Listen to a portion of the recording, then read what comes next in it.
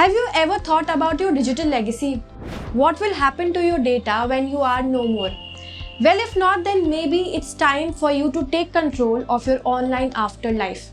Now, when someone meets a sudden demise, there is no way that you can access their iCloud account or maybe unlock their phone without knowing their passcode.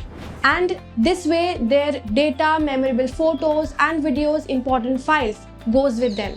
So to help you pass on your digital legacy, Apple has launched a new legacy contact setting with the new iOS 15.2 update for all iPhone users. Now with this update, you can designate up to 5 people as legacy contacts, and these people will be able to access your iCloud account and all of your data when you are no more. Let's take a look at how you can set up. So before you follow these steps, make sure you have installed the iOS 15.2 update on your iPhone. Then go to Settings, tap on your name at the top and go to Password and Security option. Then scroll below to Legacy Contact Settings. You can now add anyone as your legacy contact, and this person will be able to access your photos, messages, notes, files, contacts and all the data in your Apple account.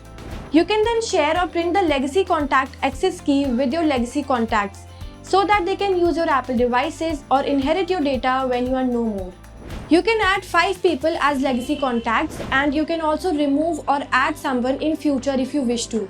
You will have to simply go back to the Password and Security and Legacy Contact option and tap on Remove Account. Also just note here that your legacy contacts will have to share the access key and your death certificate with Apple. Then only they will be able to access your iCloud information.